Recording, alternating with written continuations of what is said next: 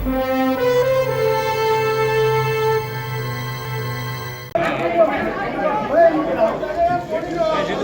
રીતે હાલે જ નહીં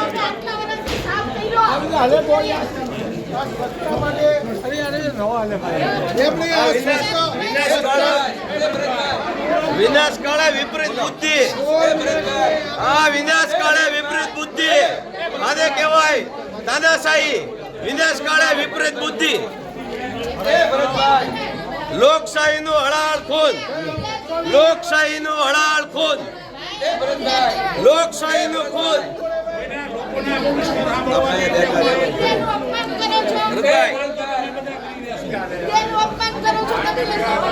લોકશાહીનું ખૂન.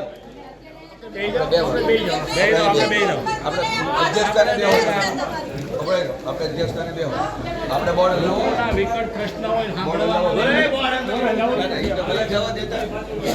બોર્ડ લેવો. હાલો ભાઈ, હા બેવ માઇક ભલે બંધ કરી દે, લઈ લે તો માઇક ચાલુ. આપણે કેસ બનાવો.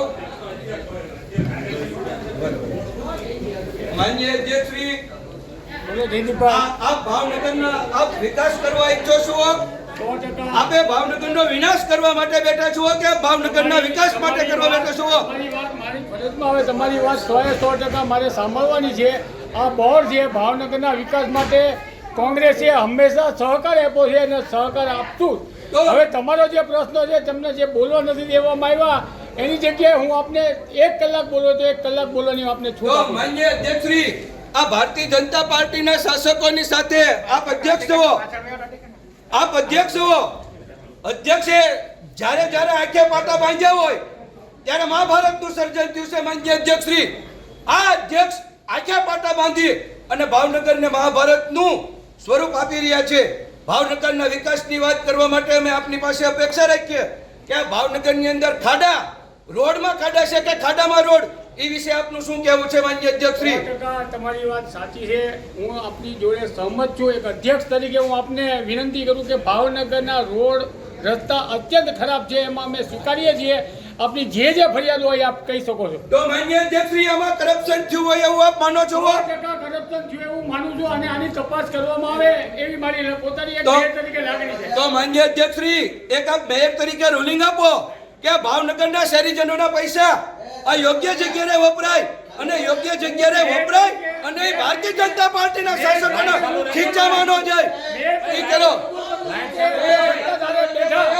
સત્તા સ્થાને બેઠા પછી હું તમને એક બાંહેધરી આપું કે આવા ભ્રષ્ટ અધિકારીઓ કે જેને જે પૈસા ખાતા હોય એની સામે FIR કરવામાં આવશે. હું તમને ખાતરી આપું. તો માન્ય અધ્યક્ષશ્રી, આ શહેરીજનોના પૈસા આપ અધ્યક્ષ હો અને આવી રીતે વેડફાશે તો એ આપ ક્યાં સુધી સહન કરશો? અમે કોર્પોરેટર છીએ હો.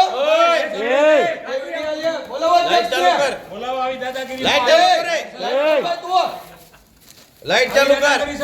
બોલાવો તો એ રાજુઓ. અમે બહાર જગ્યા જવાની લાઈટ નો બંધ કરે ચાલે હો.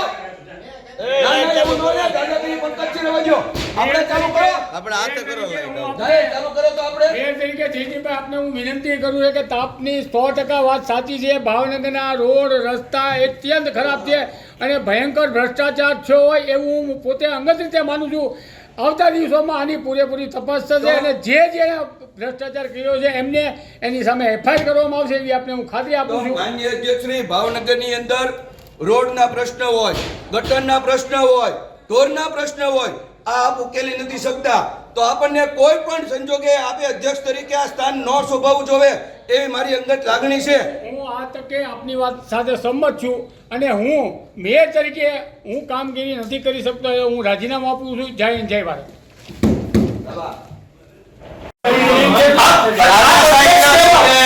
આજે આ ઘટના બની અને અમે વિરોધ પક્ષ શબ્દોમાં વખોડીએ છીએ. આ તાનાશાહી માટે ભાવનગર આપણું શર્મિંદગી અનુભવે છે, ક્યારે જોઈ નથી. અને અધ્યક્ષ જ્યારે આંખે પાટા બાંધીને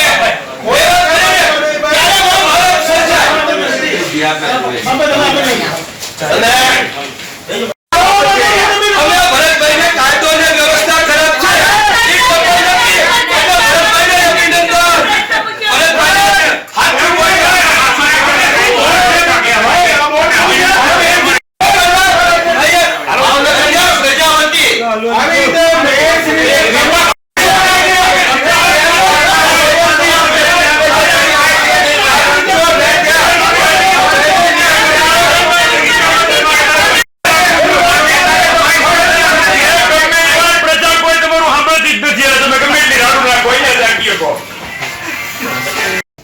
પણ અમે તો આપને એક મેં અપેક્ષા આવી નહોતી રાખી. આવી તો પહેલી વાર બન્યું છે. આવી તો તમે- આંખે પાટા બાંધી. એકદમ તમે એક અલગ મંજૂરી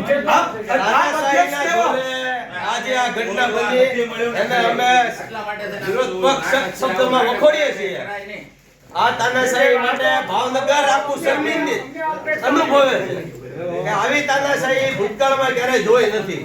અને અધ્યક્ષ જ્યારે આંખે પાટા બાંધીને વ્યવહાર કરે ને ત્યારે મહાભારત સર્જાય.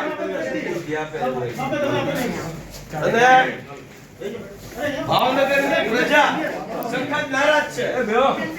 એના પ્રશ્નોને વચ્ચે આપવાને બદલે આવા બોર્ડની અંદર આવી રીતે બોર્ડ હલાવો. અમને સદબુદ્ધિ ભગવાન આપે. સદબુદ્ધિ આપનાર શાસકો ભાવનગરનું અપમાન કરી રહ્યા છો. ભારતીય કૃષ્ણકુમાર સિંહનું અપમાન કરી રહ્યા છો. શાસકોને ભાવનગરના મેયર ભાવનગરના પ્રજા વતી આવી રીતે આ મેયર શ્રીને વિપક્ષ તરીકે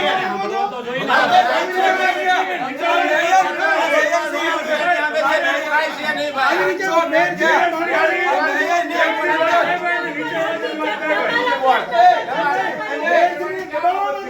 અમે ભરતભાઈને કાયદો અને વ્યવસ્થા ખરાબ છે એટલે ભરતભાઈને અભિનંદન. ભરતભાઈ ભાઈ આ બોર્ડ થોડું છે આ મેયર શ્રીનું ચેમ્બર છે તમે દબાવવા માંગો છો આવી રીતે દબાવવા માંગો છો ભાઈ જે તમે દબાવે એટલે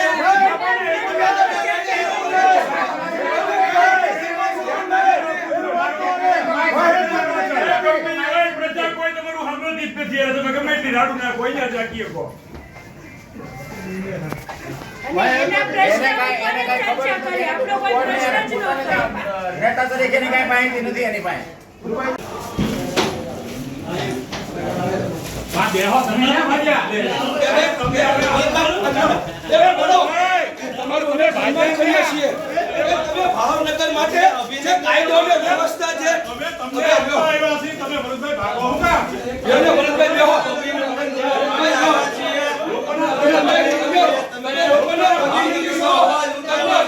તમે ભાવનગરનો કાયદો વ્યવસ્થા ખરાબ છે એ સ્વીકાર્યું છે. પકડી બીજા બેઠા છે. ભરતભાઈ તમારે ભગાઈ નહીં. તમે સાચું બોલ્યા છો. ભાવનગરની અંદર કાયદો ભાવનગરની વ્યવસ્થા પ્રજા વતી આપને ખૂબ ખૂબ અભિનંદન આપીએ છીએ.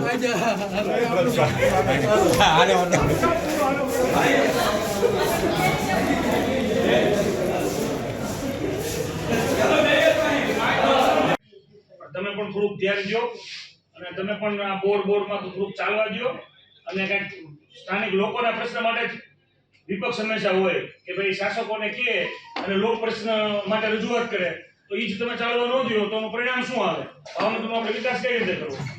મેં આપણી પાસે અપેક્ષા હોય આ પ્રથમ